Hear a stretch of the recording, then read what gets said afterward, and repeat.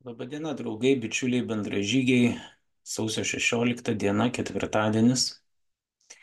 Ir šį vakarą, šiandieną pristatysiu Jums didelio ažiotažo sulaukusi klausimą. Tai yra teisėto darbo su vaikais kodo taikymo klausimą. Šis klausimas tikrai susilaukė didelio atgarsio visuomenėje ir mano paskelbtas įrašas sausio 8 dieną sulaukė didelio susidomėjimo, bemaž 700 komentarų e, ir tūkstantis įrašo peržiūrų rodo, kad tai tikrai aktualus yra klausimas, žmonės neraminantis klausimas. Ir man tai yra iš tiesų suprantama, nes kai mes kažko nežinome, kai kažką neteisingai interpretuojame, neteisingai suprantame, kyla pačios įvairiausios, baimės, nuogąstavimai, pasipiktinimas, noras pasipriešinti. E, Tai aš turiu tikslą, iš tikrųjų neturiu tikslo pakeisti suaugusio žmogaus pažiūras ar įsitikinimus tam tikrų klausimų, jeigu tuo labiau žmogus ateina manęs klausytis jau su išankstinė nuostata. Tai tikrai neturiu iliuzijų, kad kiekvienas iš jūsų mane suprasite, bet tie, kurie nori sužinoti, tie, kurie nori išmokti, aš tikiuosi ir tikiu, kad ir klausysis manęs, ir išgirs tai, ką aš noriu pasakyti. Bet pasikartosiu, tikrai neturiu tokio tikslo pakeisti jūsų pažiūras ar įsitikinimus tam tikrų klausimų ir konkrečiai šiuo aptariamu klausimu. Jeigu jūs jau esate tą tokią nuomonę susiformavę ir ateinate manęs klausyti su išankstinė nuostata. Tai klausytis ir išgirsti, kaip aš nuolat pabrėžiu, yra du skirtingi dalykai, todėl labai tikiuosi, kad bent jau didžioji dalis jūsų manęs ir klausysis, ir išgirs. Kaip populiariai yra tas teisėto darbo su vaikais kodas, jeigu taip galima sakyti, jeigu čia tas tinka žodis populiariai vadinamas, jisai yra vadinamas pedofilo kodu, nors tai yra visiškai neteisingas įvardinimas, nes įstatymas, vaiko teisių apsaugos pagrindų įstatymas, kurio pataisos, apie kurias mes šiandieną ir kalbėsime, įsigaliojo 24 metų lapkričio 1 dieną, toli gražu kalba ne tik apie tai. Ir aš pacituosiu tą įstatymo straipsnį, tiksliau net ne straipsnį, o įstatymo straipsnio vieną dalį, kurioje ir galima sakyti ir yra sudėta visa esmė. Bet prieš tai noriu pasakyti vieną labai svarbų dalyką, kad kalbėdami šitą temą, ypatingai kalbėdami šitą temą, mes turime atskirti du klausimus. Tai yra vienas klausimas, tai yra įstatymų nustatytas reikalavimas, kuris nustato draudimą dirbti tam tikrą darbą asmenims, kurie netitinka tam tikrų nustatytų įstatymę kriterijų. Tai yra viena klausimo dalis. Ir antra klausimo dalis, kurią reikėtų nuo pirmosios dalies atskirti, yra tai, kokia forma žmogus turi įrodyti, kad jis atitinka įstatymų nustatytą reikalavimą, kurio netitinkant jis negali dirbti tam tikro darbo, kuris yra įstatyme konkrečiai įvardintas. Jeigu mes tų dviejų dalykų neatskirsime, tai tikrai mes vargu ar susikalbėsime, vargu ar mes vienas kitą suprasime. Ir čia norėčiau trumpai prisiminti, jau tikrai praėjo nemažai laiko, galima sakyti, pandemiją.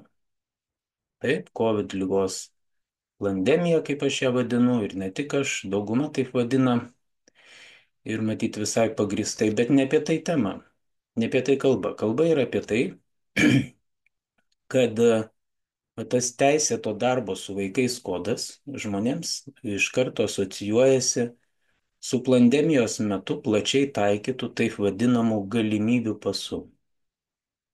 Mes matome panašius vaizdus, ir ne? Jeigu prisimintumėm, kaip atrodė tas galimybių pasas tuo metu ir pamatome dabar teisėto darbo su vaikais kodą, aš esu jį pats išsėmęs ir publikavau jį kartu su savo įrašu kaip pavyzdį, tai visiems asociacija kyla ta pati ir nemaloni, ar ne? Bet žiūrėkite, pandemijos metu problema kas buvo?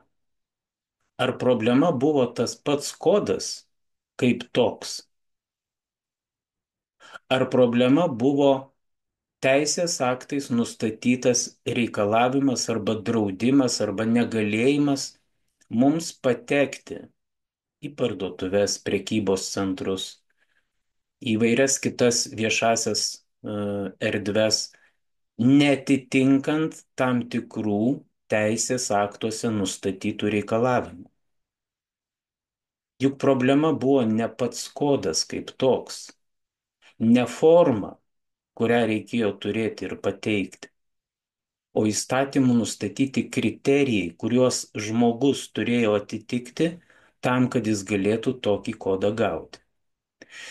Mes puikiai pramename, kokie tie kriterijai buvo.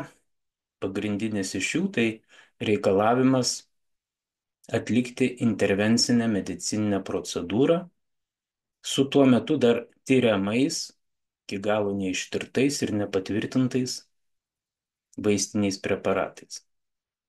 Tiesa, aš nežinau, ar jų tyrimų stadija dabar yra dar pasibaigusi. Bet vėlgi ne apie tai kalba. Taigi akcentas yra ir turi būti dedamas į tai, ne į tai, kokia forma žmogus turi patvirtinti savo atitikimą tam tikram įstatymę nustatytam reikalavimui, o pačiam įstatymę nustatytam reikalavimui, kurį žmogus turi atitikti. Lygiai tas pats yra kalbant ir su teisėto darbo su vaikais kodu.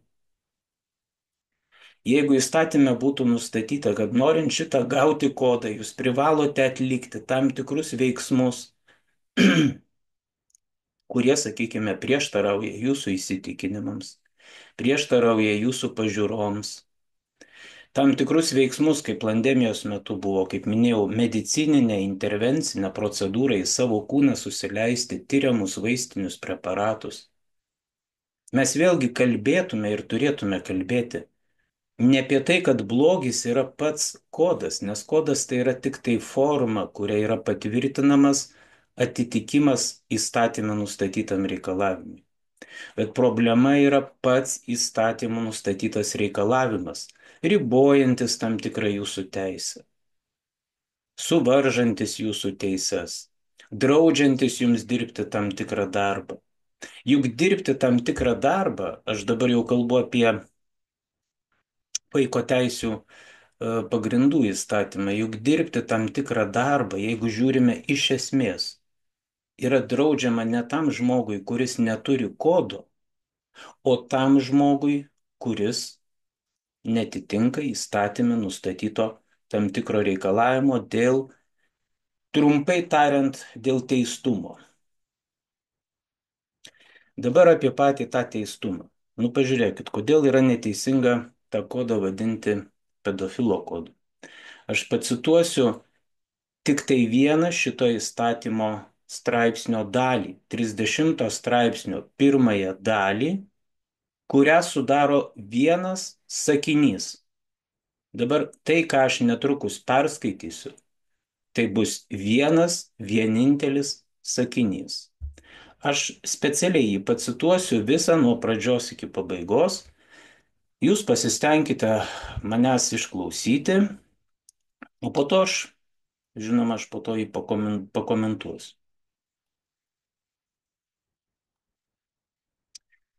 Taigi įstatymo 30 straipsnio pirma dalis. Tai aš čia susirasiu.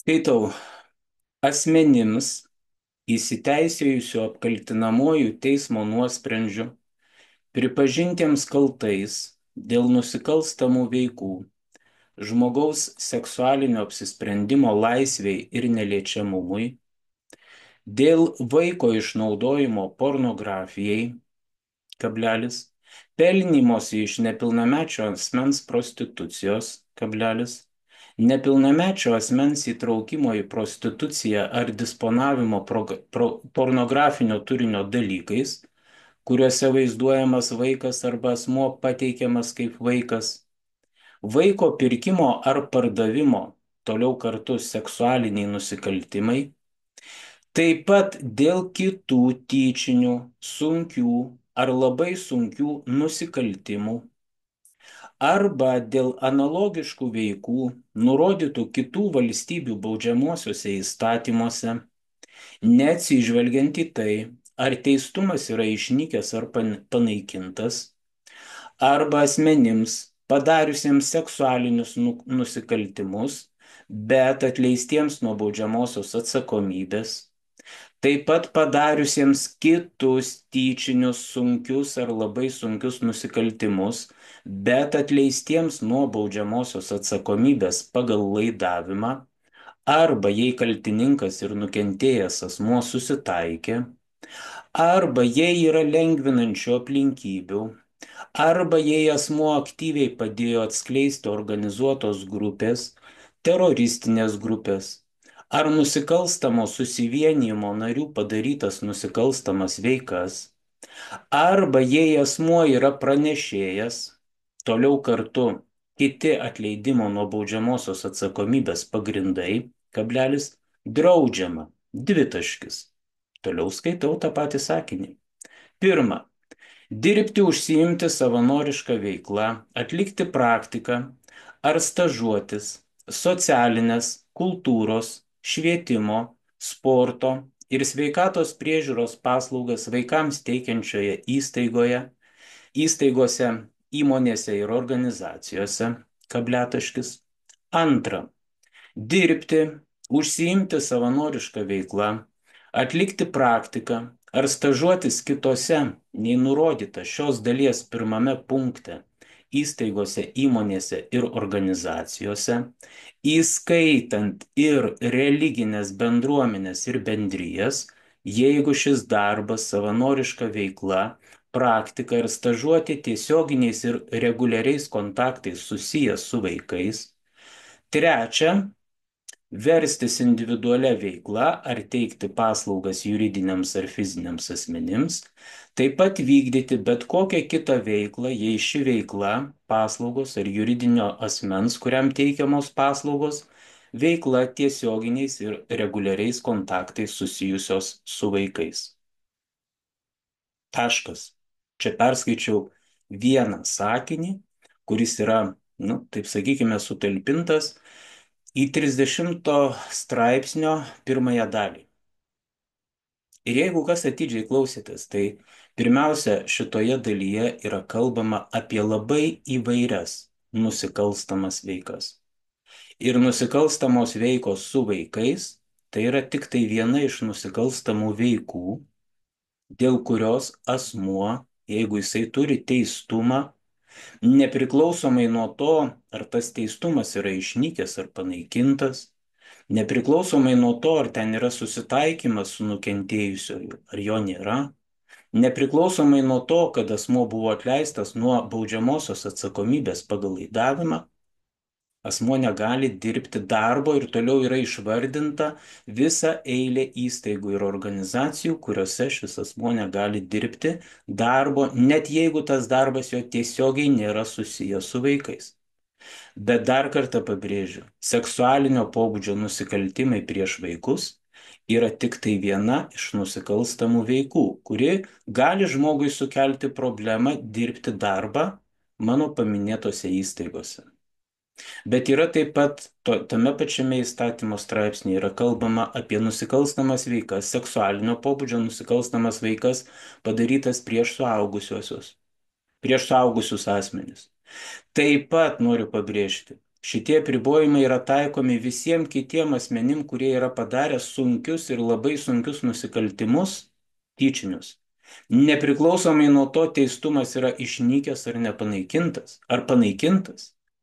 Nepriklausomai nuo to, kad žmogus galbūt ir susitaikė su nukentėjusioju ir byla realiai jam buvo nutraukta baudžiamoji, jis vis tiek neturi galimybės dirbti darbo nurodytose įstaigose, kurios teikia paslaugas vaikams, arba visose kitose įstaigose, jeigu to asmens darbas reguliariais, pastoviais, nuolatiniais kontaktais yra susijęs su vaikais.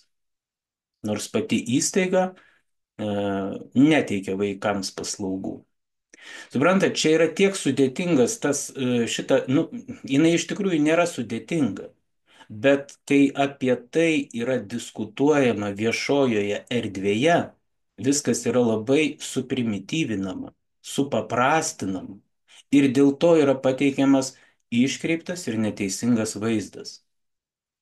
Ir todėl šiandien aš matau, kad daugiausia, žinokite, problemų kyla žmonėm, na, aš jau tokią dabar nuo teorijos biškutį į praktiką šiek tiek įlysiu, bet pavyzdžiui, žmogus yra padaręs prieš N metų nusikalstamą veiką, prieš 20 mečius, prieš 30 mečius, nusikalstamą veiką finansų tvarkai.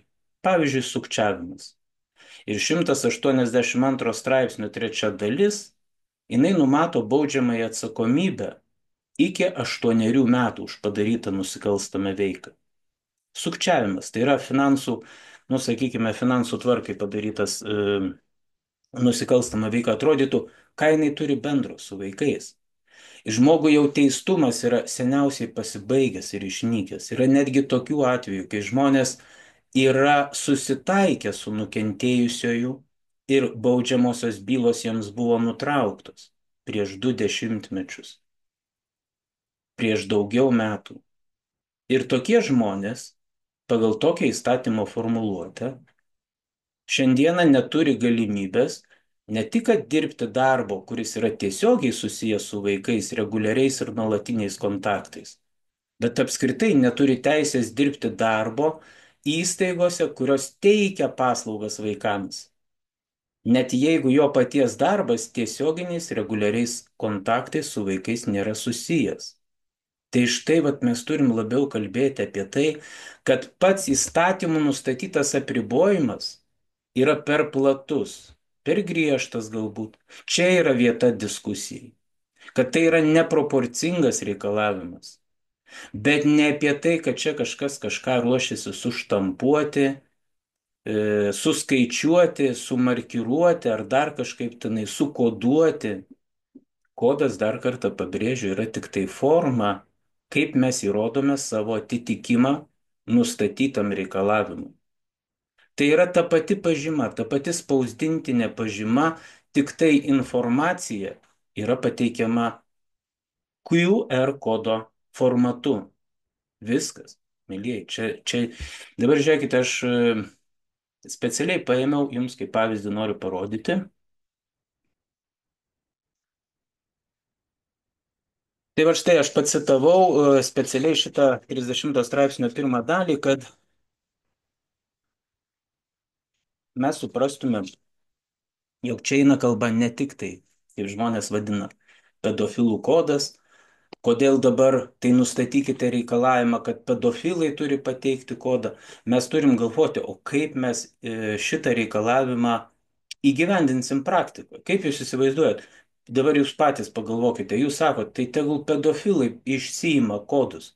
Tai kokius jie turi išsiimti kodus? Jie turi išsiimti kodus, kad jie yra teisti. Taip?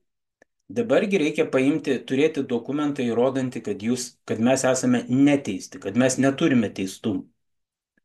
Taip? Jūs ateinate pas darbdavį, kaip darbdavys turi nustatyti, kad jūs esate neteistas. Jeigu jūs neturite dokumento patvirtinančio, kad jūs esate neteistas, kaip jis tą turi nustatyti? Žmonės sako, kodėl aš turiu įrodinėti, kad aš esu nekaltas. Lietuvoje galioja nekaltumo prezumpcija, bet niekas jūsų niekuo ir nekaltina. Nemaišykime dviejų dalykų. Nekaltas ir neteistas. Tai yra du skirtingi dalykai.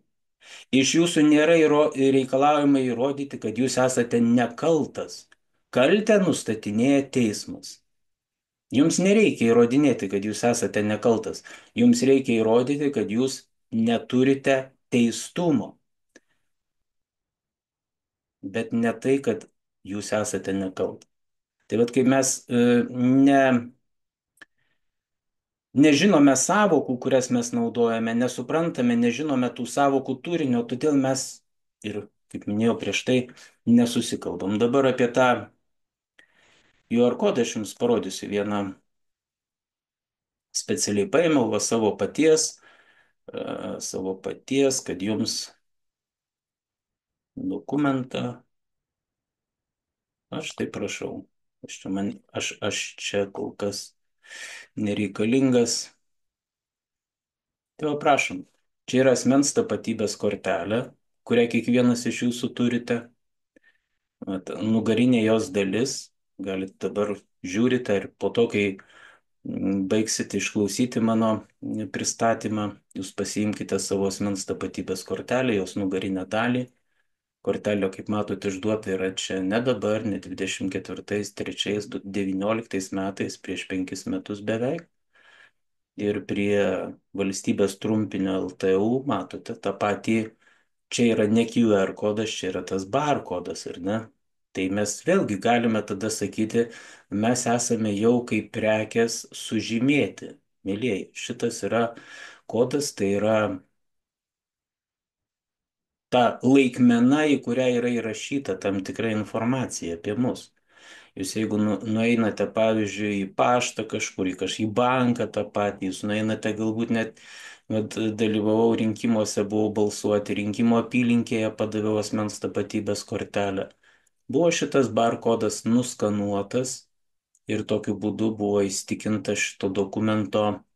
Tai yra galiojantis dokumentas, kad jis yra nepadirbtas, įsitikinta asmens tapatybė. Asmens, kuris tą dokumentą pateikia, tapatybę. Tai mes kodėl tada šitoje vietoje nekeliam problemos? Aš nesakau, kad tai kažkaip paaiškina ar pateisina dabar teisėto darbo su vaikais, kodo naudojimą. Bet aš tik tai noriu išsklaidyti tas baimės dėl kodo. Aš Vilkų taryboje prieš savaitę laiko, mes laidoje, ar čia jau dabar prieš 2 turbūt savaitės, kada mes kalbėjom, gal ir prieš savaitę. Tai ašgi tokį jums, ne tai kad pavyzdį, bet paaiškinimą teikiau, kad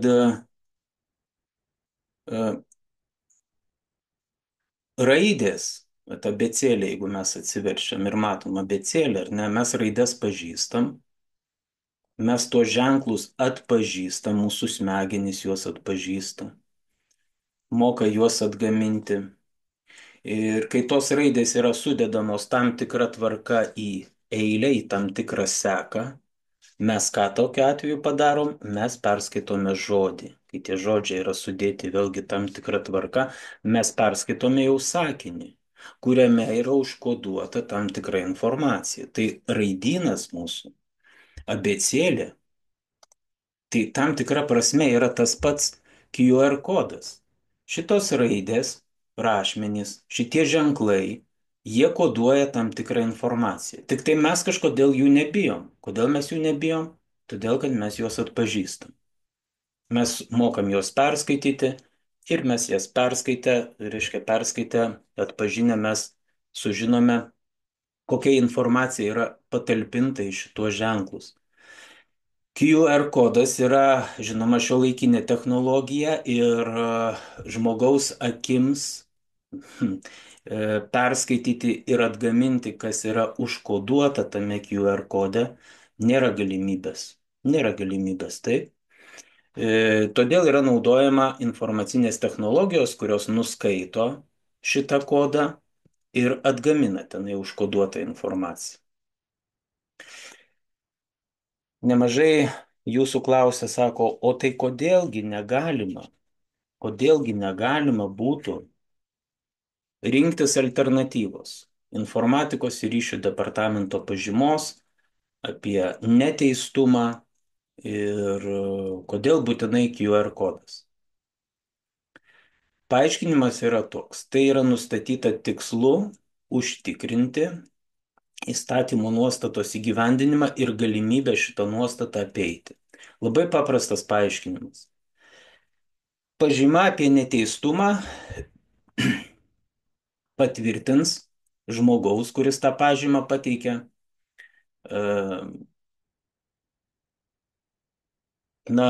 atitikimą arba netitikimą nustatytiems kriterijams būtent tam momentui, kai pažyma bus išduodama. Aš jeigu kreipsiuosi sausio 16 dieną į informatikos ir ryšių departamentą, tai išduotoje pažymoje bus ir nurodyta, kad sausio 16 dienos duomenimis toks ir toks asmuo vardas pavardė asmens kodas nėra teistas už tokius ir tokias nusikalstamas veikas. Taip? Bet praeina kažkiek tai laiko, statusas, sakykime taip, mano gali pasikeisti.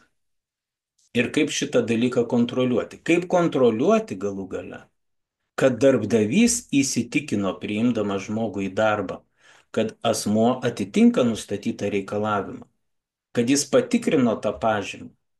Aš dabar jums leidus pacituosiu dar vieną ištrauką iš vieno dokumento,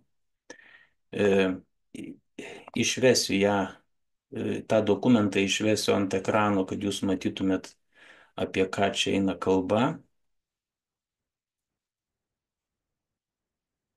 Taip, tuoj aš save.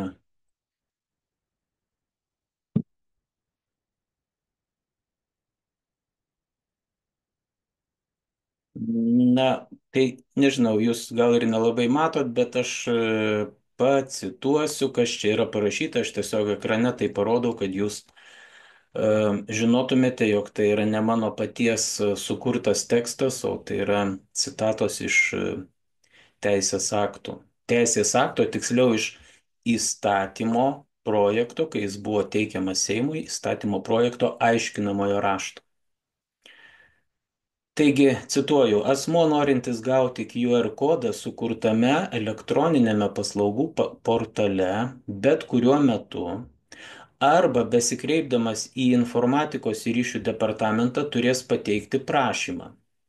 Jei asmeniui netaikomi apribojimai, apie kuriuos aš jau kalbėjau, pacitavau įstatymo ištrauką, jam suformuojamas QR kodas, kurį asmuo išsaugoja skaitmeninėje erdvėje, tai yra telefone, kompiuteryje, ar atspausdina PDF formatu. QR kodo jame užfiksuotų duomenų galiojimą galima būtų patikrinti įėjus į sukurtą elektroninių paslaugų portalą, nemokamą viešai prieinamą programėlę ir telefono ar kito įrenginio turinčio kamerą pagalba nuskenavus QR kodą. QR kode užšifruoti duomenys automatiškai atnaujinami, o čia labai svarbu, aš ką ir norėjau pasakyti. QR kode užšifruoti duomenys automatiškai atnaujinami pagal įtariamųjų, kaltinamųjų, nuteistųjų registro duomenis. Elektroninėme paslaugų portale siūloma įdiegti ir periodinio QR kodo patikrinimo funkciją, kuri užfiksuos, kada darbdavys tikrino darbuotojo kodo galiojimą. Darbdavys pateikiant savo darbuotojų, savanorių ir kitų asmenų sąrašą per elektroninių paslaugų portalą galės patikrinti jų QR kodų galiojimus. Taip pat darbdavys gaus automatinius pranešimus apie pasikeitusi jo darbuotojo QR kodo statusą, kas sudarys sąlygas darbdaviui tikrinti automatizuotų būdu. Tikimasi, tokio naujo įrankio sukūrimas ženkliai supaprastins priežiūros procedūras, nes priežiūrą vykdančios institucijos matys žymes, užfiksuotą datą, kada darbdavys tikrino savo darbuotojų QR kodų galiojimus. Taip pat elektroninių paslaugų portale numatoma įdėkti užklausimo paslaugą priežiūrą vykdančioms institucijoms. Tai yra, ši institucija galės užklausti informatikos ryšių departamento informacijos, ar atitinkamas darbdavys tikrino savo darbuotojų QR kodų galiojimus, kada tikrino, kiek kartų tikrino, taip pat ar buvo darbdaviui siūsti pranešimai apie jo darbuotojų kodo statuso pasikeitimus, jei buvo, ar jis tuos, tai yra darbdavys, pranešimus perskaitė. Tai aš manau, kas atidžiai klausėtės, turėjote suprasti, jog su ta mums įprasta spausdinta pažyma, kurią išduoda informatikos ryšių departamentas, mes tokių galimybių tikrai neturėtume. Ir kaip galbūt jums tai nepatiktų, aš turiu pasakyti, kad galimybės apeiti šitą nustatytą reikalavimą yra kur kas labiau ribotos, kai yra taikomas būtent QR kodo toksai formatas. Bet dar kartą pabrėšiu, ką sakiau pradžioje pristatymų. Apskritai mes turim atskirti reikalavimą, apribojimą, kuris yra nustatytas asmenims. Ir aš manau, kad daugeliu atveju jis čia yra per platus ir per plačiai yra užsimota. Tai yra jisai neproporcingas ta prasme, kad jis apima labai ir labai daug nusikalstamų veikų, o ne tik, dar kartą pabrėšiu, ne tik taip vadinamą pedofilo kodą. Ir čia daugiausiai gali kentėti būtent tie žmonės, kurie, kaip minėjau, prieš keliolika metų, prieš kelis dešimtmečius netgi, padarė kažkokias nusikalstamas veikas, už kurias formaliai pagal raidę buvo numatyta griežta atsakomybė baudžiamoji ir net jeigu tas teistumas jau yra išnykęs, jeigu tas teistumas yra panaikintas, tai tokiu atveju, o aš čia užsigandau, kad kažkas atsijungia, bet tikiuosi, kad jūs dabar mane toliau girdite. Tai va, tai būtent tie žmonės, jie daugiausiai turės problemų.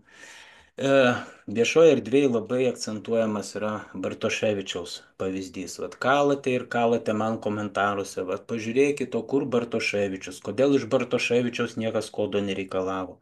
Tai mėlyjei, Bartoševičius, tuo metu iš tikrųjų matyt, kai vat tos buvo, nepamirškit, kad šitas reikalavimas, jisai atsirado ne prieš kelis dešimtmečius. Jisai įstatymų įvestas yra kur kas vėliau. Ir prisiminkite, kur paskutiniu metu dirbo Bartoševičius. Jisai dirbo Seime. Mes nežinome iš baudžiamosios bylos, kuri šiuo metu teisme yra nagrinėjama, kada buvo padarytos tos nusikalstamos veikos, kurios yra inkriminuotos Bartoševičiui. Ir tikrai nereikia taip pigiai dabar manipuliuoti to Bartoševičiaus, pavyzdžiui, vyksta teismo procesas. Yra vykdomos apklausos, liudytojų apklausos, ekspertų apklausos ir taip toliau ir panašiai. Aš noriu, kad žmonės suprastų, jog teisinės procedūros, teisminiai procesai, jie užtrunka ilgai. Jie užtrunka ilgai. Ir tai, kad kol kas dar nėra priimtas toje byloje apkaltinamasis teismo nuosprendis, tai nereiškia, kad jis nebus priimtas. Aš nesakau, kad jis bus priimtas, bet mes pirmiausia bent jau sulaukime to teismo proceso pabaigos. Kai turėsime teismo sprendimą, tada mes galėsime komentuoti. Bet žinot, aš tokių argumentų, kad dar nei vienas nebuvo nuteistas, pažiūrėkite, kiek jų vaikšto laisvėje. Čia tie, kurie yra linkę tokius nusikaltimus daryti, jie ir toliau juos darys, tai niekaip neapsaugos. Aš nesakau, kad tai apsaugo 100%, bet rizika, kad dirbti su vaikais bus apribota būtent asmenims, kurie yra, na, padarę tikrai sunkius nusikaltimus, ypatingai vaikų atžvilgių, seksualinio pobūdžio nusikaltimus vaikų atžvilgių. Tai yra rizika tokia yra tikrai sumažinama šito reikalavimu. Bet dar kartą sakau, galbūt čia reikia diskutuoti ir net mestina, kad galbūt ir į Seimo narius bus kreiptasi, su prašymu iškelti šitą klausimą Seime diskusijai, ar pats reikalavimas tokia apimtimi, koks jisai yra nustatytas, ar jis nėra per platus, ar jis nėra per griežtas, ar jis yra proporcingas. Tai, tai va, bet ne pats QR kodo galiojimas. Dabar dar keli niuansai dėl paties kodo. Kai kas čia rašėte komentaruose, kad štai pedagogams nereikia šito QR kodo. Tai aš noriu pasakyti, kad pedagogai, kurie yra įtraukti į pedagogų registrą, jiems QR kodas yra suteiktas automatiškai. Tai čia, suprantat, jūs galit norėti, galit to nenorėti, bet jūs jeigu esate pedagogų registre, tai toks kodas jums jau yra suteiktas automatiškai. Jeigu pačiam žmogui jis eina, nori įsidarbinti į įstaigą, kurioje bus dirbama su vaikais, arba tai yra įstaiga, kuri teikia paslaugas vaikams ir jam reikės to QR kodo. Taip pat noriu paaiškinti, kad kai QR kodą susiformuosit, jūs galėsite tą QR kodą, jeigu jis jums taps nebereikalingu, pavyzdžiui, jūs nuspręsite išeiti iš darbo, jūs jį pats galėsite bet kada pasinaikinti. Pats galėsite jį bet kada pasinaikinti. Tai ir čia dabar dar kiti tokie komentarai sako, tai va dabar pradėjo nuo mokytojų, tai aš dar kartą sakau, kad čia yra ne tik mokytojus liečiantis klausimas. Čia yra liečiantis klausimas labai didelį skaičių organizacijų, labai didelį skaičių darbuotojų. Tai pirmiausia, organizacijos švietimo, kultūros, sporto, sveikatos rytise, kurios teikia paslaugas vaikams, o taip pat ir visos kitos organizacijos, kurios paslaugų neteikia, bet jeigu to konkretaus darbuotojo darbas yra susijęs reguliariais nuolatiniais kontaktais su vaikais. Gali būti ir tokių atvejų. Tai čia yra, sakau, labai didelis skaičių liečiantis klausimas darbuotojų. Ir kad čia dabar mintis truputėlį pabėgo, ką aš jums norėjau pasakyti. Jo, kad patys galėsite ir pasinaikinti tą kodą, jeigu jums jo nereikės.